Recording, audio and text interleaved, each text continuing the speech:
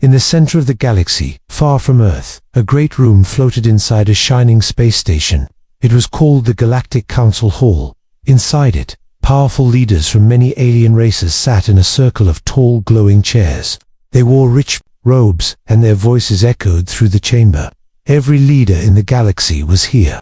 They were discussing Earth. A short alien with green skin and wide eyes stood up. His name was Prawn, and he was the representative of the Zol Empire. He laughed and said, "Earth, that tiny planet with old ships and weak engines. Why are we wasting our time talking about them?" The others chuckled. A tall, blue-scaled creature clicked its long fingers and said, "Their largest ship is smaller than one of our cargo haulers. Their fleet wouldn't last 5 minutes in a real battle." Another voice joined in, this one sharp and cold. "They barely joined the galactic network. Their technology is simple. Their history is full of mistakes. Let them stay quiet on their little blue world." The council nodded in agreement. One alien even joked, "Their rockets look like toys. Have you seen them? They still use fuel." More laughter filled the hall. A few screens showed old videos of Earth, ships slow, clunky, and plain. To the Galactic Council, Earth was nothing but a small, harmless planet at the edge of space. Not a threat, not worth attention. But not everyone in the room was smiling. A quiet figure sat at the edge of the circle. His name was Tevel, and he worked as a data analyst for the council. He wasn't a leader. He rarely spoke, but today, he leaned forward and looked down at his screen. He had received a signal. It was coming from a deep space satellite near the Orion Belt, a quiet area with few ships. The signal wasn't strong, but it was strange. It didn't match any known code from council members or registered ships. Tevel tapped on his screen and opened the data. The laughter in the chamber continued, but slowly, Tevel's face changed. His eyes focused. His fingers moved quickly over the keys. The signal repeated. It was human. Tevel stood up. No one noticed. He cleared his throat. No one listened. Finally, he raised his voice. "Excuse me, there is a signal coming from Sector 9. I believe it's from a human ship." The room grew quiet. A few leaders looked toward him. "A human ship?" one asked. "In that sector? That's restricted space." Tevel nodded. "Yes, and it's moving fast. Much faster than expected." A hush fell over the council. Screens lit up with maps of space. Red lines marked no entry zones. The human ship was right in the middle of one of them and, still moving. Prawn raised his hands. "This must be a mistake. Humans don't have ships that fast. Perhaps it's a pirate or a stolen signal." Tevel shook his head. "I checked. The signal is clean. It carries an Earth origin code." A tall silver alien with glowing eyes leaned forward. "Then send a warning. Tell them to turn back." "The should not be there." Tevel tried. He sent 3 messages. No reply. He tried again. Still nothing. The human ship did not stop. It moved faster and faster, heading directly toward a council-controlled area. The council began to whisper. Some were nervous. Some still thought it was a mistake. Others began to wonder if Earth was hiding something. Prawn waved his hand. "Enough of this. It's one small ship. Let it fly. We'll send a patrol ship to scan it." He ordered a scout ship to intercept the human vessel.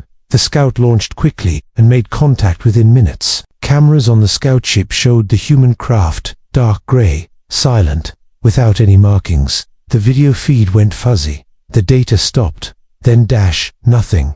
The entire ship vanished from sensors. No damage, no explosion. It just disappeared. The council room went silent. Tevel looked at his screen. The scout is gone. No signals, no trace. Another alert flashed on the main screen. A new object had entered long-range sensors. Bigger than the scout. Much bigger. It had no ID code. No registration. No known engine pattern. It moved slowly, calmly, as if it wasn't in a hurry. And it was human. The council sat still. The laughter was gone. No one smiled now. Prawn swallowed and whispered, "That can't be an Earth ship." Tevel spoke softly. "I think they've built something new." No one knew what to say. Outside, far beyond the council's walls, the stars watched silently. And in that silence, something massive moved closer. It did not speak. It did not stop. But it had been seen, and everything was about to change. The station's lights dimmed slightly. Not because of a system failure, but because something had entered long-range space. The energy readings were different. Calm, steady, but strong. No one in the council room spoke for a full minute. They just stared at the data moving across the screens. The object was enormous. Its size alone made it hard to understand. It was not moving quickly, but it didn't need to. Its path was straight. It was not hiding. It was not trying to avoid detection. The council finally activated their deep scan arrays. These were their most advanced systems built to read the smallest pieces of matter across hundreds of light years.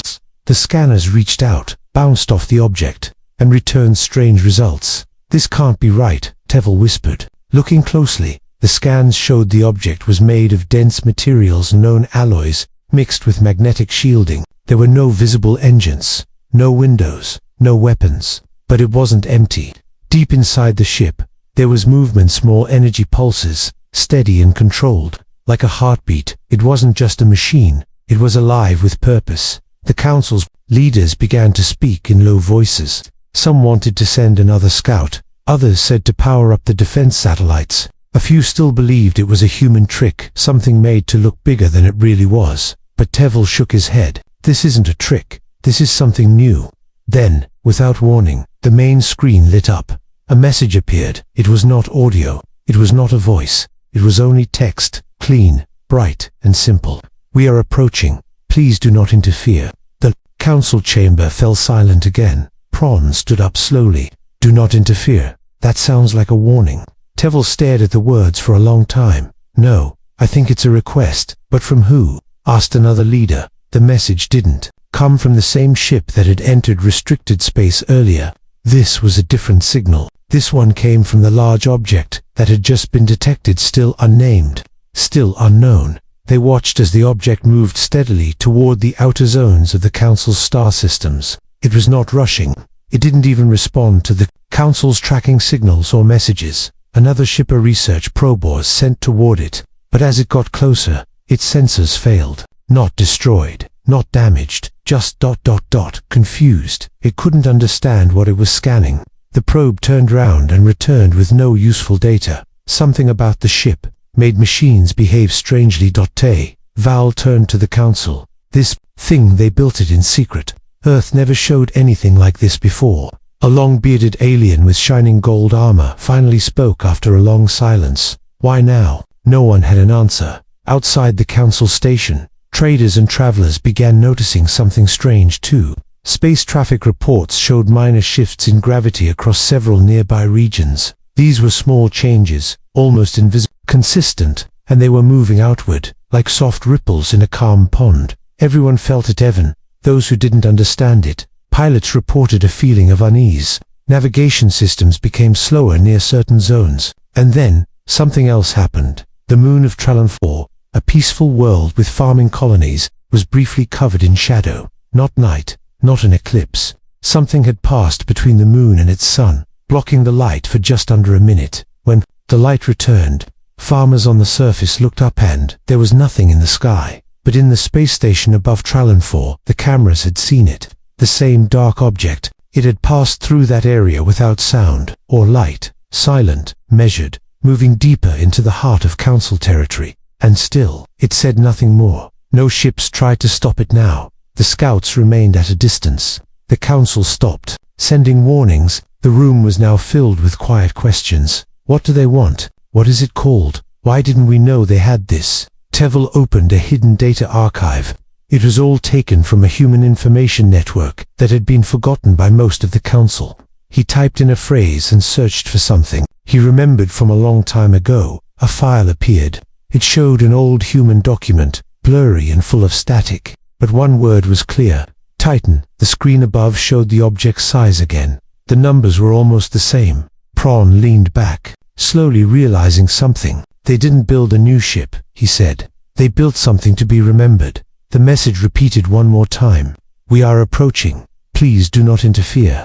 And now, the stars themselves seemed to hold their breath. Asterisk. The stars above Earth had always looked quiet. From the ground, they twinkled like tiny lights in the dark. But far above, in the silent space beyond the planet's pull, something had changed. It started with the sensors on the moon. Small machines, buried under the surface, picked up a strange shadow moving across the sky. It wasn't a natural eclipse. It wasn't a meteor or passing debris. This shadow was wide, slow, and almost perfectly silent. In Earth's orbit, satellites began to flicker, not break, just blink for a few seconds, as if something was confusing their signals. Then they all came back online. But when they looked again, the Earth's moon wasn't alone. A dark shape hovered above the moon, massive. It didn't flash any lights. It didn't send out any message. It just drifted silent, still, and calm. At first, it looked like a shadow, but then it moved. Across military outposts and observatories, silent alarms triggered not for attack, but for unknown presence. The object was unlike anything seen before. It didn't match any file. Not from Earth, not from the Galactic Council's records. The people on Earth didn't know. The skies were clear. The news talked about politics and trade. But the ones in orbit, the few who monitored deep space, knew something had arrived at a hidden orbital station. Deep inside Earth's defense ring, a young officer named Leia stared at her screen. "It's blocking the moon," she said softly, almost in disbelief. The commander beside her frowned. "No, the moon is still there, but it's between us and the moon, and it's big." "How big?" There was silence as the data loaded. "Twice the size of our largest carrier," the commander replied. "Maybe more, but we don't have anything like that," Leia said. The commander didn't answer. Across other outposts, the same reports came in. The object had no known energy signature, no exhaust, no sound, and yet it was clearly moving with purpose. In a civilian observatory in the Andes Mountains, an old astronomer looked through a deep space telescope. He had been watching the stars for 40 years, but this was new. He took a shaky breath and called his assistant. "Come, look at this," he whispered. His assistant leaned in, adjusted the lens, and froze. "That's not a ship," she said. "It's something else." The astronomer nodded slowly. "It's been built for a reason." Around the planet, quiet teams gathered. They had been trained for emergencies, but this didn't feel like one. It didn't feel like danger. It felt like something was about to be revealed. And then, it happened. At exactly midnight UTC, the object shifted slightly, just enough to catch sunlight. For the first time, it became visible to basic telescopes. For a few minutes, anyone on the dark side of Earth with a strong enough lens could see it. It was shaped like a spearhead, wide at the back, sharp at the front. Smooth metal reflected the light, but only faintly. No name, no number, no flag, but people began to whisper a word across secure channels. Titan, the same word that had appeared in the Council's secret files. The same word Earth had never confirmed or denied. The same word that now floated above the moon. In the quiet control center beneath the Atlantic Ocean, Earth's high command watched every feed, every camera, every radar. The room was calm, but there was a deep stillness, like a held breath before a first word. No order was given, no alert was sounded, because they knew what it was. They had been waiting for this day. One of the younger officers turned and asked, "Are we going to greet it?" An older woman in a dark blue uniform shook her head. "It's not here to be greeted. It's here to be seen." And it was. Across the galaxy, the news spread. From outer colonies to mining worlds, the same message arrived. A ship has appeared above Earth's moon. It is large, unnamed, and it is watching. Back in Council space, the members still had no reply to their messages. They tried again, sending greetings, questions, and offers to meet. But the only response came from quiet space, in the form of movement. Because while the Council argued and Earth remained still, the Titan was not alone. Cloaked ships, small, silent, and hidden, began to appear in Earth's orbit. One by one, they revealed themselves, not attacking, just waiting. Dozens, then hundreds. Ships no one had seen before. Ships that had no records, no public designs. Earth had been building in silence. Above the moon, the stars looked the same, but anyone who understood patterns could see it now. This was not the start of something, it was the middle, and everything that came next had already been prepared. The Council's command center remained quiet, though every seat was now filled. The lights dimmed automatically as the main display showed Earth's orbit in high resolution. The massive shape still hovered above the moon, and around it, the pattern had changed. At first, only a few ships had appeared near the Titan. Now, more were revealing themselves, some small and fast, others wide and heavy. They moved slowly into position, one by one. forming a shape in space that no one could miss. A fleet. But it wasn't like any fleet the galaxy had ever seen. The ships didn't match Earth's known designs. They weren't bulky or slow. Their lines were smooth, elegant. Their movements were perfect, like dancers in a silent show.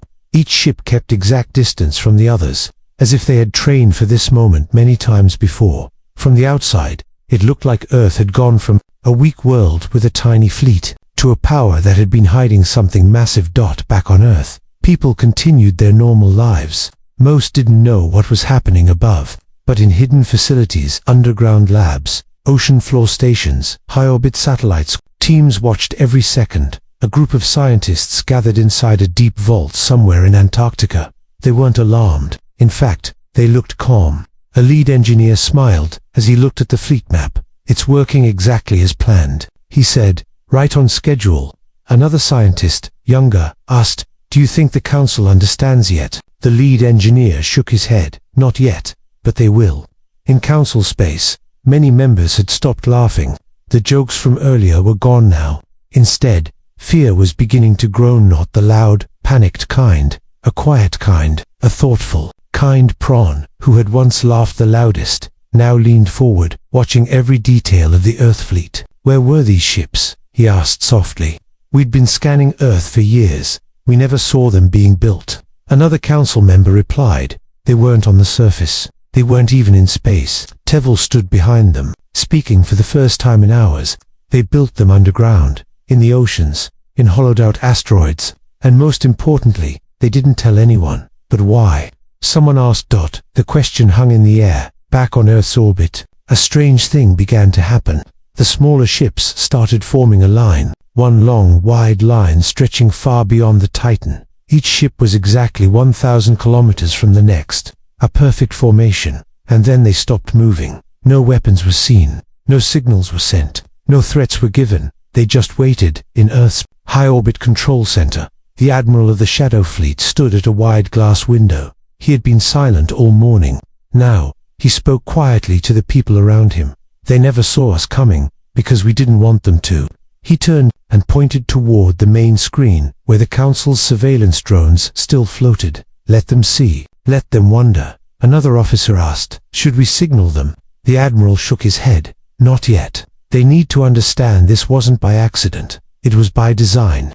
On a distant mining world, a small trading ship picked up the images being broadcast across space. The crew gathered around their console, staring in disbelief. One of them whispered, "I thought Earth was weak." The captain replied, "So did everyone else." On a nearby screen, a message began to spread. It was unofficial. No signature, no origin. But its timing was perfect. "You thought Earth was silent. Earth was listening." That single sentence moved through private networks, trader channels, and quiet diplomatic lines. It wasn't a threat. It wasn't even loud.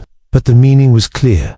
Earth had not been sleeping. Earth had been watching. And now, Earth had revealed only a part of what it had built. Inside the Galactic Council's headquarters, the leader of the Zerian Alliance turned to Tevel. "If these are just the ships they're willing to show us," he said carefully, "then what haven't we seen?" Tevel looked back at the display. "That's what I've been thinking." The council voted to send another team of scout ships, a friendly approach, a chance to speak. But Earth didn't respond. The fleet stayed silent. The Titan stayed still. It was clear now. This wasn't a message to the council. It was a message to the galaxy. A quiet reminder that sometimes those who appear the calmest are simply waiting for the right moment to be seen. The space near Earth had become quiet, almost peaceful, but it was not the peace that comes after agreement. It was the kind that arrives just before something unknown, something important. The Earth fleet still floated in perfect formation above the moon. The Titan remained still, its surface calm and cold like deep water. No light blinked on its hull. No signal left its surface. But even in that silence, it spoke volumes. In counts of space, the debate had grown more intense. Messages from trading guilds, border patrols, and civilian colonies kept arriving, each one carrying the same question: what is Earth planning? Many council members wanted answers, but none knew what to say. They had believed Earth was slow, behind in technology, limited in power. Now, all those beliefs were fading. A decision was made quietly one that only a few leaders approved. A small fleet would approach Earth, not to challenge, but to show presence. A symbol, a way to say, "We see you. We are watching too." 5 ships were chosen. Carefully, not the largest, not the most threatening. Clean hulls, unarmed, carrying only deep scan tools and long-range communications. Their mission was to stay outside Earth's direct orbit, observe, and politely send a message. The ships left Council space within hours. As they crossed into Earth's outer system, they activated their long-distance scanners. The first thing they noticed was the space around Earth felt different. Not dangerous, but dense. Like walking through fog you couldn't see. The scanners returned odd results. Readings showed multiple objects still hidden in Earth's orbit, ships, stations, energy fields, but they appeared and disappeared from the scans without reason. The Council ships couldn't tell what was real and what was not. Inside the lead ship, Captain Drav watched the reports with growing confusion. "These signals," he said to his science officer, "they're shifting. I've never seen readings behave like this." The science officer nodded. "It's almost like they're letting us see what they want." Captain Drove remained quiet for a moment. Then he gave the order, "Send the message." A soft, calm voice transmitted toward Earth. "This is a peaceful observation fleet from the Galactic Council. We come in respect and curiosity. We request dialogue." No answer came. The fleet held position. 10 minutes passed. 20. Then something happened. The nearest Earth ship, the one closest to the Titan, moved. Just a little. A simple rotation. Its lights blinked once. Then another ship followed. Then another. Slowly, carefully, as if they were adjusting their formation to face the Council ships. Back on the Council flagship, Drov, second in command, spoke softly. "Captain, they've surrounded us. Not with weapons, not with walls, but with presence." Earth's ships weren't blocking paths. They weren't aiming anything. But their positioning was deliberate, like a circle drawn in sand, gentle but clear. "Captain," Drav stared at the radar. "They don't want us inside that line," he said. The science officer nodded. "I think this is their way of saying, this is close enough." Far above, the Titan had not moved, not even once. Its silence had become a kind of language. Without words, it was setting the rules. The Council ships waited. The message was sent again, this time with softer language, in invitation to share knowledge, to begin peaceful talks. Still, no reply. But then, a simple change occurred. The Earth fleet shifted slightly. Their lights, which had been dim before, now blinked slowly in unison once, then again, a soft, slow pulse across every ship. Captain Drov watched closely. "Are they answering us?" His crew tried to decode the pattern, but the lights didn't follow any known language or signal. It wasn't binary. It wasn't a code. It's a rhythm. Someone whispered. A quiet heartbeat. A sign that Earth had heard them. But still, they didn't speak. They were listening. The Council ships stayed for another hour. No movement, no danger, but no welcome either. And then, one by one, the Earth ships turned back toward their original positions. The circle opened. The quiet returned. Captain Drav knew what it meant. "They allowed us this close," he said, "but that's all. No permission to enter further, no threat to turn back, just boundaries. And patience." Back in Council space, the report was sent immediately. Some called the Earth fleet mysterious. Others called it disciplined. But the one word that appeared in every report was simple: prepared. Earth had not spoken. It had not acted, but it had responded. And now, those watching from far away began to wonder something deeper. If this is what Earth shows when approached gently, what would it do when truly challenged? That question lingered not as a warning, but as a quiet reminder. In the silence above Earth, something had changed forever. The stars above Earth continued to shine, unchanged, but those who studied movement in the skies knew something was shifting, not in speed or direction, but in intention. The Titan had not moved since its arrival. It remained still above the moon, surrounded by the calm but precise formation of Earth's hidden fleet. No announcements, no demonstrations, just silent presence. And yet, the silence was not empty. Far beyond Earth's system, in a quiet corridor of space between Council territories, a massive formation began to appear. Dozens of Council ships, old and new, gathered without public announcement. They moved quietly, avoiding trade lanes, staying out of civilian views. It was not an attack force. at least not officially. But it was certainly more than observation. They called it a watch fleet, a collection of high-range sensors, fast scouts, research vessels, and a few defensive units. Their purpose was to observe Earth's behavior more clearly. But those who read between the lines saw the truth. The Council was uneasy. Back in Earth's orbit, sensors detected the approaching fleet long before it arrived. But Earth sent no message, no alert was raised, not even a small change in the formation. Inside the Titan, which still floated in perfect silence, a shift began, soft, internal, and precise. It started deep inside the core of the ship, where the temperature rose by a fraction. No alarms, just a quiet hum, like a giant machine waking up slowly from rest. In a quiet command room aboard the Titan, dim lights blinked across a glass surface. Engineers watched calmly as the systems checked themselves. A technician spoke softly. "Power core is reaching readiness." Another nodded. "Outer field stable, reflectors aligned." They weren't preparing for movement. They were preparing to be signed completely. From one of Earth's high-orbit stations, a young analyst noticed it first. "The Titan is changing," she said. "What kind of change?" her supervisor asked. She leaned closer to the screen. "It's starting to reflect more heat, and there's a pattern in its magnetic field. Slow, but clear. A signal, a message." She wasn't sure. Then, as the Council fleet crossed Neptune's orbit and moved closer, the change became visible. The Titan's surface began to shift, not its shape, but its color. The light around it bent in new ways, revealing layers that were hidden before its true form came into focus. Not just large, but wide, detailed, and complex. More than a ship, more than a station, a creation of purpose. From Council ships now watching closely, cameras zoomed in and tried to study the Titan's surface, but their systems blurred the images. Every time they focused, the details changed slightly. It was as if the ship was showing something different to every lens. "This isn't a failure in our tech," one Council technician said. "It's a choice." They tried sending a new message, a peaceful one, a greeting, a request for conversation. Again, no reply. But then, Earth's ships began to move, not fast, not far, just a small adjustment. The fleet opened a clear path, wide and safe. The message was clear without words. "You may come this far.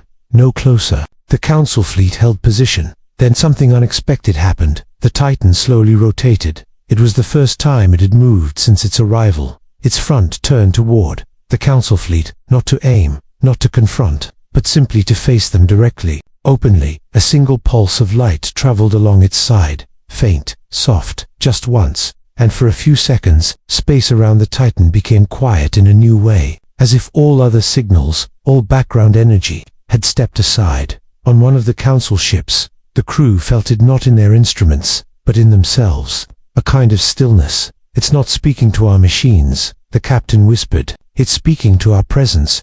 A junior officer beside him blinked. "What does that mean?" The captain didn't answer, because something deeper had just been understood, not with words, but with feeling. The Titan was awake now. It had not come to strike or conquer or demand. It had come to show something, to stand where all could see, and allow the universe to understand a quiet truth. Earth had reached a new place in time, not through power, not through noise, but through patience, through design, through readiness. The message wasn't loud, but it was clear. We do not need to speak loudly to be heard. And so, the Titan remained still once more. But this time, the stillness meant something else, something final, and those who watched it now would never look at Earth the same way again.